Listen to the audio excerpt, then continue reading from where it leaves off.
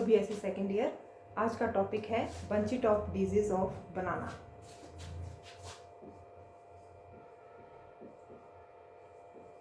Top disease of बनाना।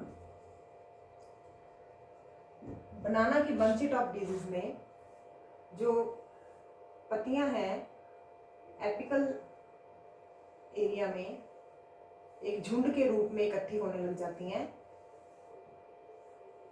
और bunchy top structure बना लेती हैं। इनका जो किनारा है वो येलो कलर का हो जाता है, किनारा येलो कलर का हो जाता है और उसमें क्लोरोसिस हो जाती है।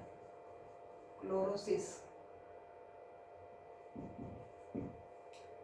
सेकेंडरी वेन्स के जो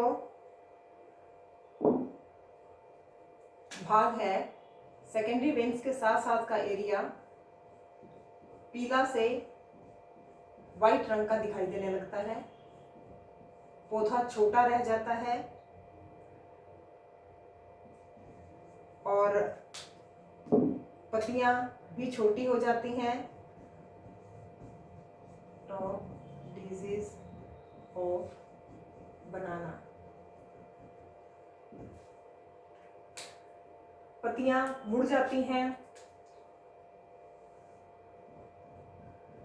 पत्तियों में जो है कर्लिंग होने के कारण छोटी दिखाई देती हैं पत्तियां और कभी कभी स्टेम की भी स्प्लिटिंग हो जाती है। स्टेम नीचे से टूट जाता है, पूरी तरह फट जाता है। इसका कॉजल ऑर्गेनिज्म है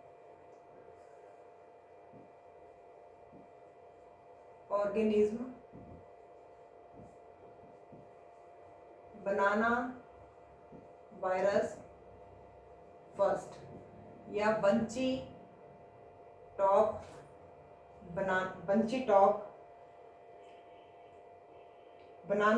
टॉप वायरस। ये है बनाना बंची टॉप वायरस। बंची का मतलब झुंड, टॉप यानी ऊपरी सतह पर।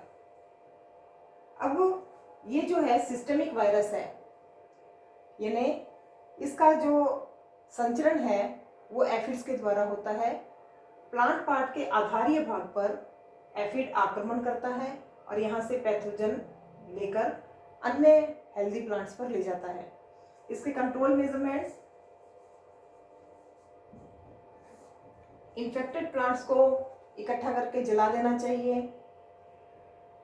इन्फेक्टेड प्लांट मटेरियल की रोकथाम के लिए उपाय किए जाने चाहिए। प्रॉपर इंसेक्टिसाइड्स का यूज किया जाना चाहिए वेक्टर्स की रोकथाम करने के लिए और स्प्रेइंग की जानी चाहिए ग्रेनुलर इंसेक्टिसाइड्स के रूप में। इतना ही इसमें। अब नेक्स्ट डिजीज है स्टेम और foot rot of papaya.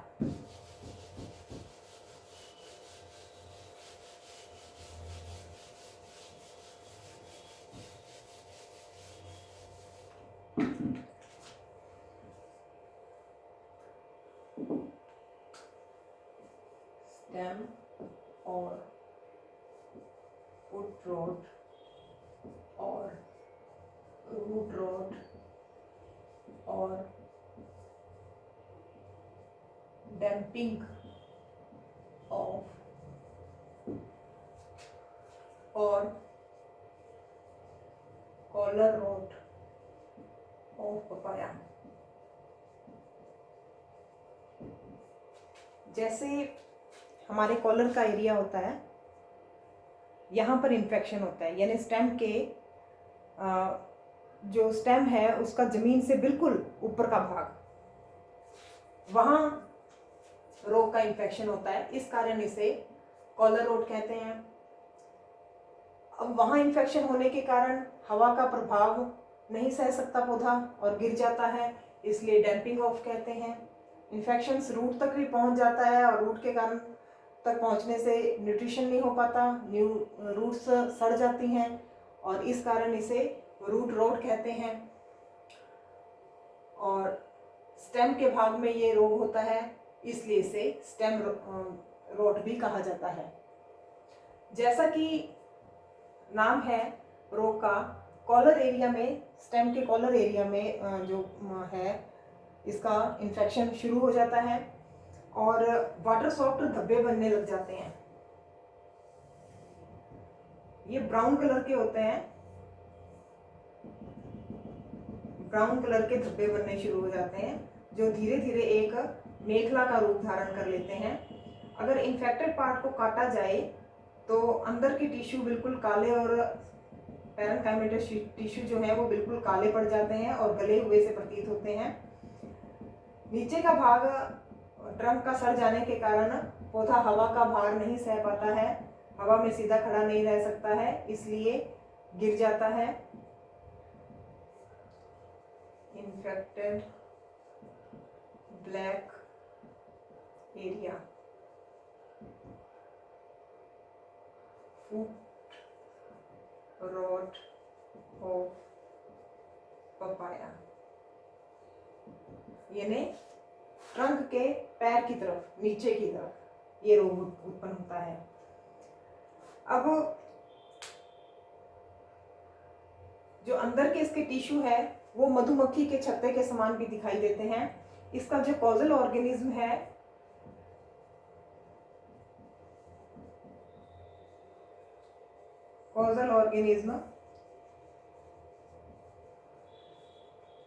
Pythium species है,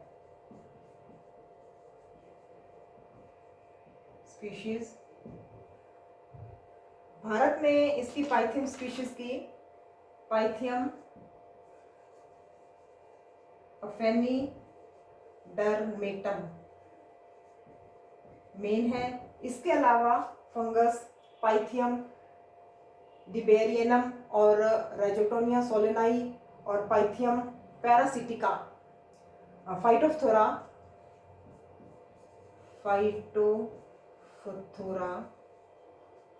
पैरासिटिका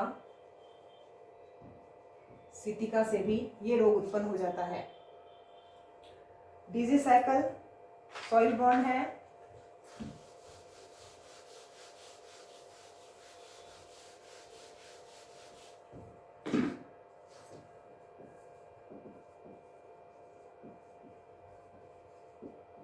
soil born mycelium germinating on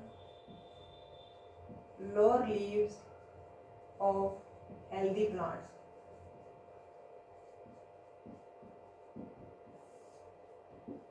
In season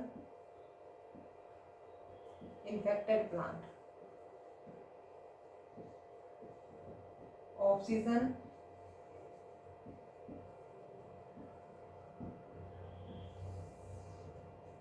mycelium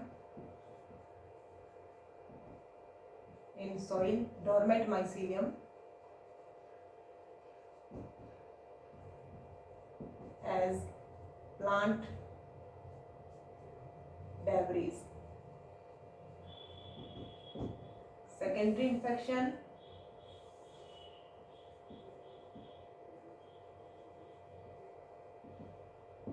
wind, water, जो अदर एनवायरमेंटल फैक्टर हैं, इंसेक्ट्स, बायोटिक फैक्टर है, इसके द्वारा फैल जाता है।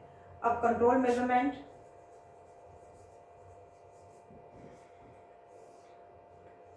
जैसे ही रोग की शुरुआत हो रोगी पौधों को उखाड़कर फेंक देना चाहिए और जहां से पौधा उखाड़ा गया है वहां पर पौधा नहीं रोपना चाहिए, नहीं बोना चाहिए दोबारा। रोगी